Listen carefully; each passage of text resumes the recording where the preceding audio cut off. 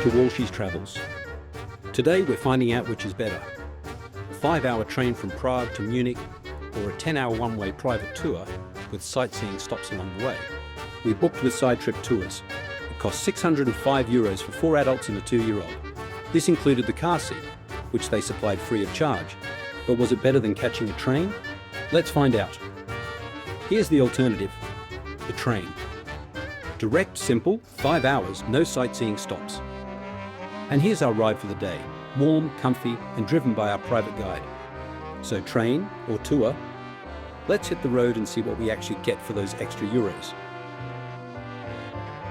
One of the perks of the tour is that you're not just traveling, you're actually seeing the country. Villages, farms, rolling hills, castles, and you can stop whenever you like for a closer look. We're heading toward our first big stop, Karlstein Castle. Built in the 14th century by Charles IV, it was designed to store the crown jewels and imperial treasures. Basically, medieval Fort Knox. The drive to the castle was scenic, with quiet countryside, forests, and Czech villages. Karlstein Castle sits above a quaint little town. You could tell it would be very busy during the summer months, but was a ghost town when we were here in winter.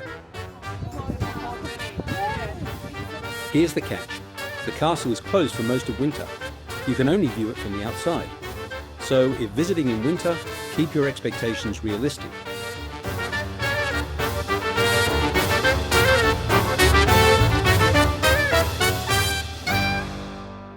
If we did this tour again in winter, we'd spend less time here and save more of the day for Regensburg.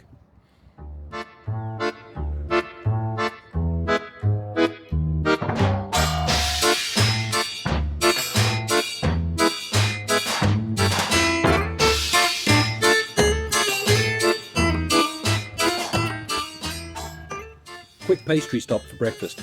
You can't walk past a Czech bakery.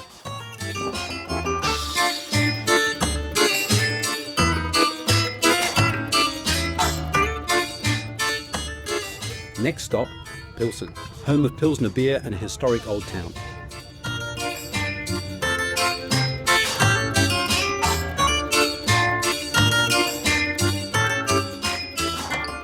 Pilsner beer was invented here in 1842 and it changed brewing worldwide.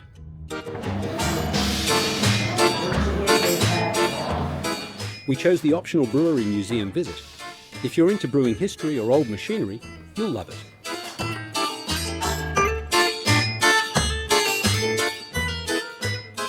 At the museum, you'll see the world's smallest beer mug and, on the opposite end of the scale, a massive drinking mug brought all the way from Siberia.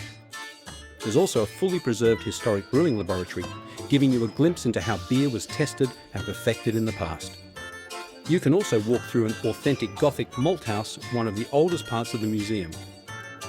And throughout the space, you'll find collections of beer steins, bottles, and all kinds of unique brewing artifacts that trace centuries of beer culture.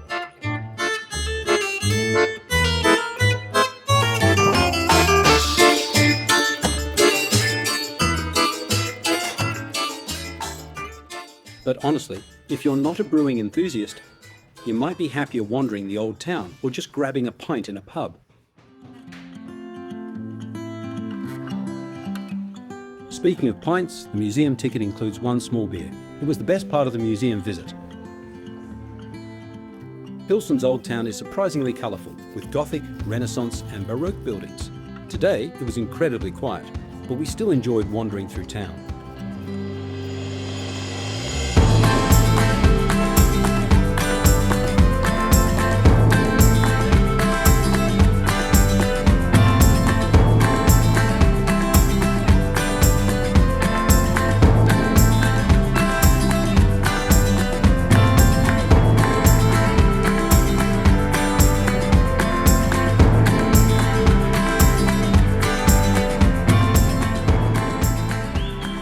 Our guide recommended a local spot for lunch, and it didn't disappoint.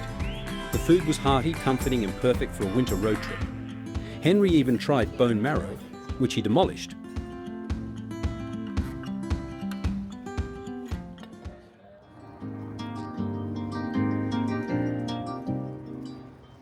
This is St. Bartholomew's Cathedral, home to the tallest church tower in the Czech Republic. Construction started in the 13th century And the Gothic architecture is stunning. Inside, it's peaceful and atmospheric.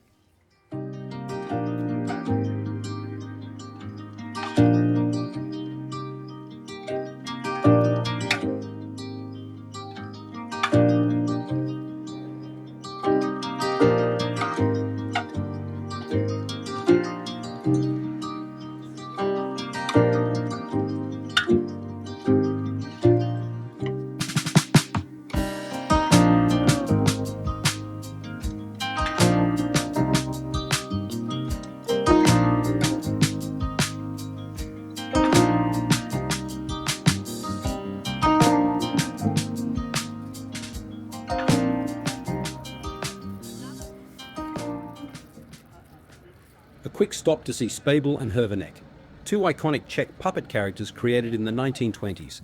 They're basically national treasures.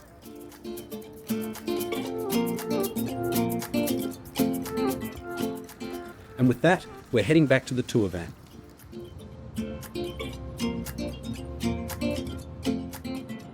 The countryside shifts as we cross into Germany. Bigger fields and autobahns.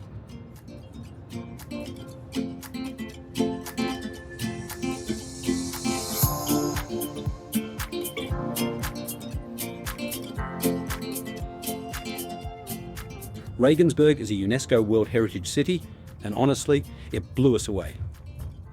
It's one of the best preserved medieval towns in Germany, with over 1,000 historic buildings still standing. And that bridge on the right, you know, that's the oldest bridge in all the Germany. All right.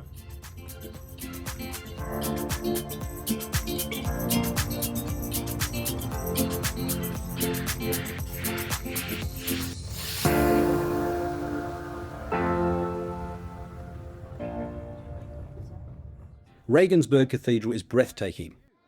Soaring Gothic architecture, intricate stained glass, and at night it feels almost otherworldly.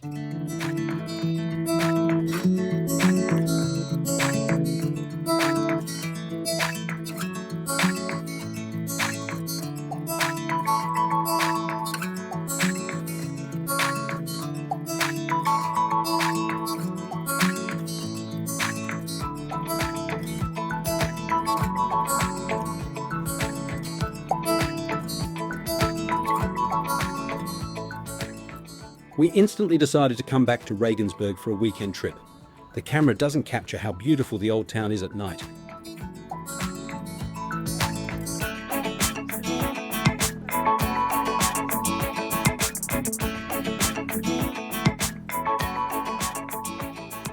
This is the Porta Praetoria, built in AD 179 by the Romans. It's one of the oldest stone structures in Germany, and a reminder of the long history of this city.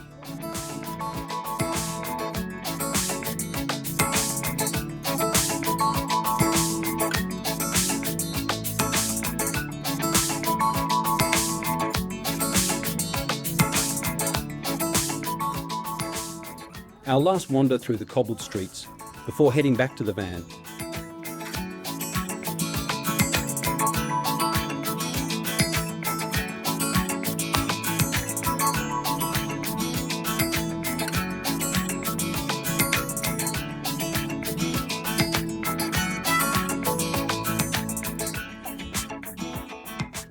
Lastly, we're here at the Stone Bridge.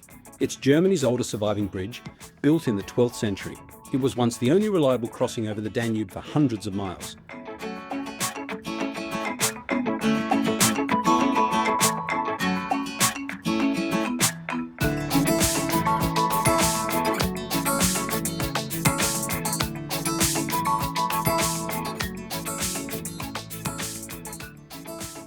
Our guide scooped us up again. Honestly, she was brilliant all day. Friendly, knowledgeable, and incredibly patient. So, was the one-way tour worth it? It's a long day, no doubt, but instead of losing a whole day to travel, we got to explore castles, towns, countryside, Czech restaurants, and 2 countries. The van was warm and comfortable, and the experience felt personal and relaxed. For us, it beat the train. If you enjoyed the journey, please like, subscribe, and share the video. It really helps the channel grow. Thanks for watching, and we'll see you in Munich.